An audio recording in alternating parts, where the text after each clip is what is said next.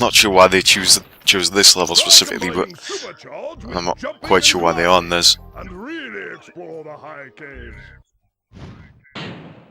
Yeah, not that we wouldn't have figured that out on our own, but yeah, that was another Dragon Voice, but I can't see around. But yeah, as I was saying, for some reason this is the only level in the game that has fairies that rescue you from the bottomless pits for some reason.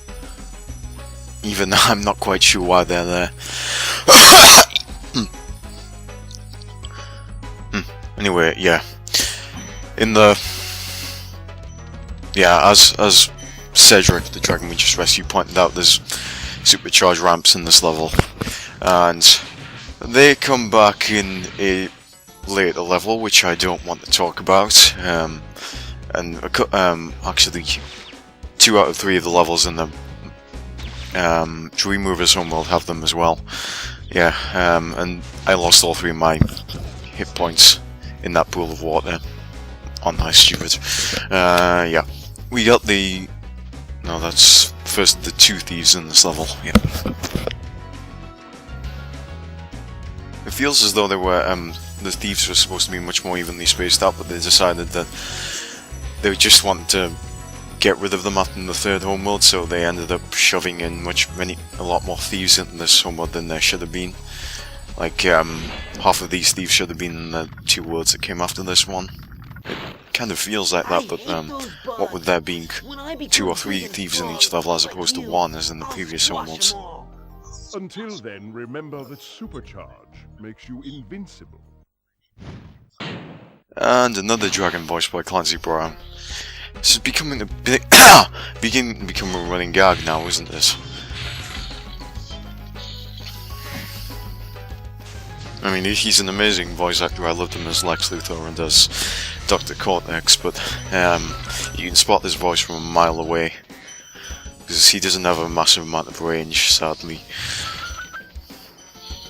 But when he does voice act, he does an amazing job. Yeah, and over there, as you can see, he's the final thief of this level. Well, I don't think there are any actual levels in this homeworld that have more than 2 thieves, but yeah.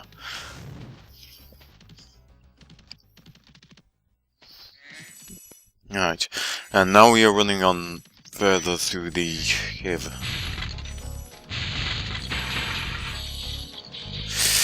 Charging, getting the gems, understanding stuff, and I'm bored right now. Charging on further, flaming the, yep. Okay, we took out the thief, and we got the dragon egg.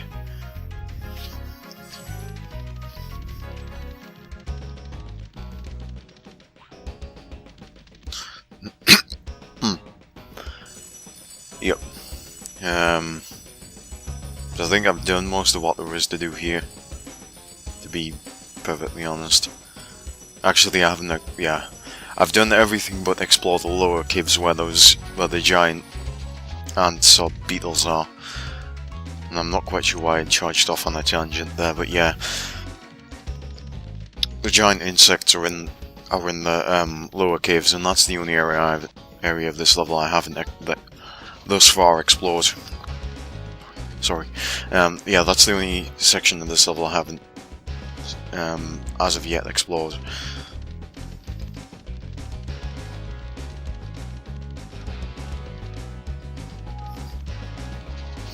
Yeah. And you need the super flame power up to kill them.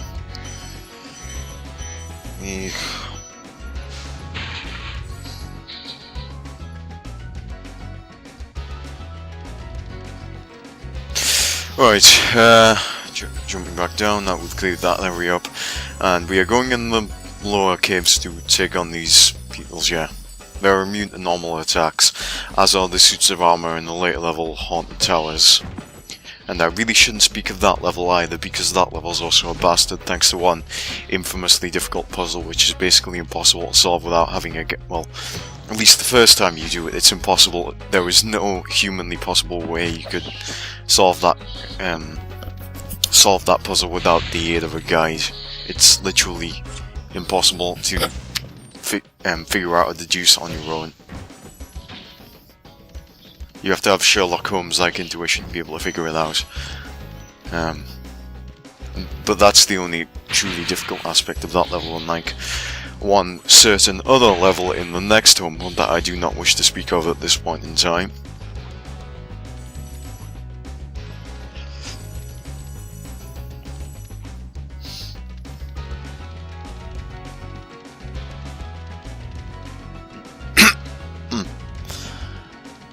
Yeah. Sorry. I have to clear my throat right now.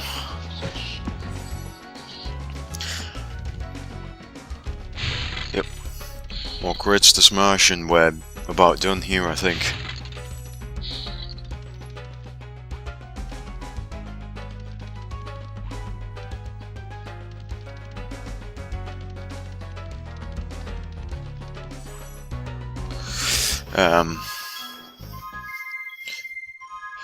Alright, so we're done.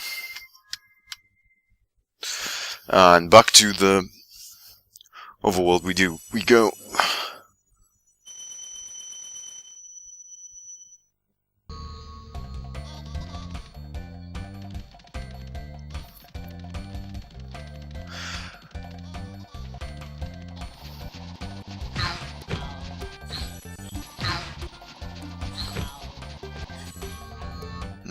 Yep. Into Wizard Peak then. Yeah, I really don't have much to say at the moment. Of course, I put myself in this corner in the first place by doing a Spyro game. Because there isn't a massive deal I can say about a Spyro game, but still, nonetheless, I pretty much know this level inside out now, thanks to having done it 2 times, well, yeah, about 5 times already, and the last time being no more than 2 days ago. Yeah, up we go on the Vapor Trail. The pixie dust or whatever it is that carries us to higher places. And we get the gems. Kill more of this homeworld's resident cannon fodder, which in this case, I think it was. I couldn't get close enough look. I think they were lambs.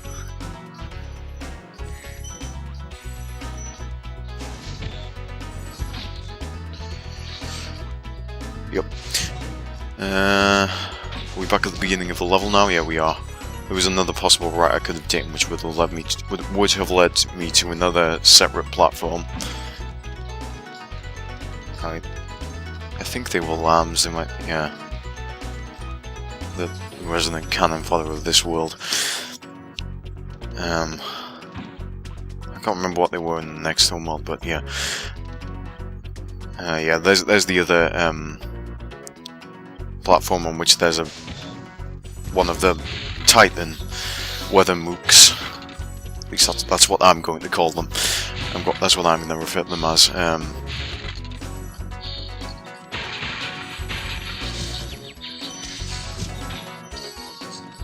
And now we get the Troll Norks, which we took out easily without so much. Yeah. Collecting more gems. Oh my god, this is great video commentary of. It's a great game to play through, but trying to come up with an interesting commentary for it is much easier said than done. And on the spot too, entirely improvised. Far easier said than done.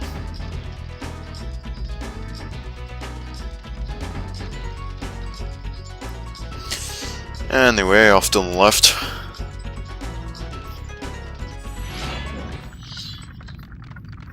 There's you, Jarvis. Welcome to Wizard Peaks. This is my favorite supercharged spot. Use it to bash those wizards. Like, seriously, we had a dragon in the previous level tell us how to use the supercharged ramps. I mean, why do we need another one?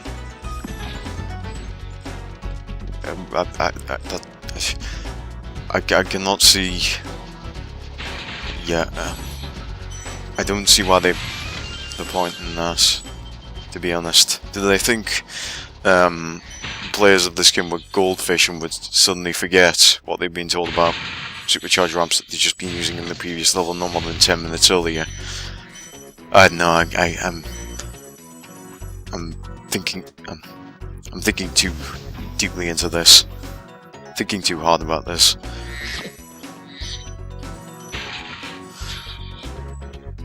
Yep.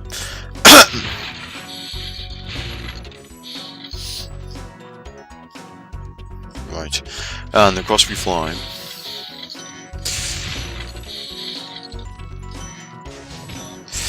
Kill all the giant weather titan mooks. Yeah, that's what I'm referring to them as.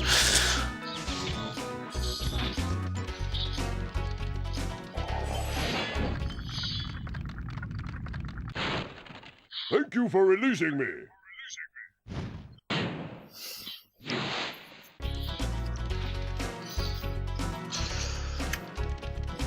La-da-dee, la-da-doo.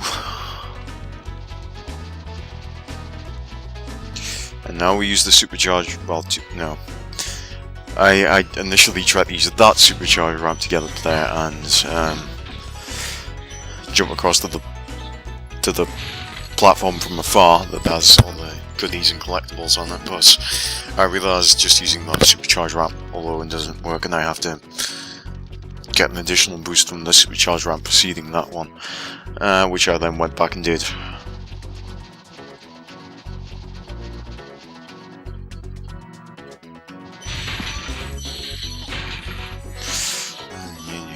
And there's a thief round the back, in case that that familiar, annoying as hell cry which kills a part of your soul inside didn't tip you off already yet. There was a thief there, and he didn't even make an effort to run. I killed him in a single breath of fire.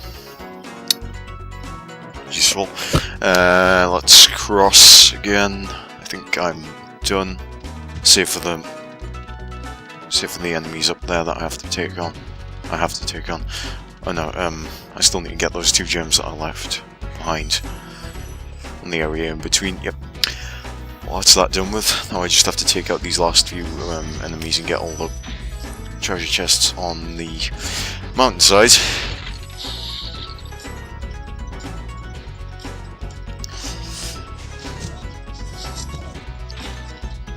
And incidentally, right after I'm finished recording the post-commentary for this homeworld, I'm going to move on to do Beastmakers, and depending on how fast I get it done,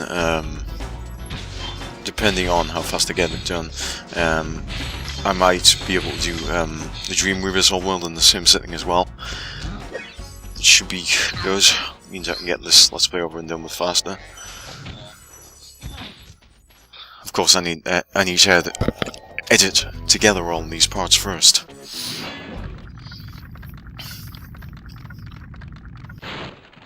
Listen carefully, Spyro. And we rescued There's a Lucas. secret area in the artisan home. It is at the waterfall. Try jumping on the stones there. Artisan home, waterfall. Sounds good. And for some reason, he decided to tell us about a secret area in the home mode we were in more than 3 hours of gameplay ago, which we already figured out back then. I'm not sure why they decided to put a dragon that tells you about the secret of the Artisan's home mode in the Magic Crafter's home mode, which you don't go to until about 2 hours of gameplay later. It makes very little sense to me, and it probably makes very little sense to you as well. Yeah, let's go to... I'm sorry, I can't help but childishly laugh when I see the name of this boss just blow hard. I know that it's in the English language actually a term for an arrogant or deceptive person, but yeah, yes, I know it's actually a term for an egotistical person, but still, the innuendo is still present regardless of whichever way you slice it. It's still hilarious how they didn't see anything wrong with putting a boss named Blowhard in a game targeted primarily at children. I'm sorry, I just can't get over that. Yes, I'm childish, I know. But for now, yeah, the actual stage leading up to the boss is more of the same old stuff we've been going through in the previous 3 levels of this homeworld, and it's nothing too difficult. But then again, apart from that one level which I'm still not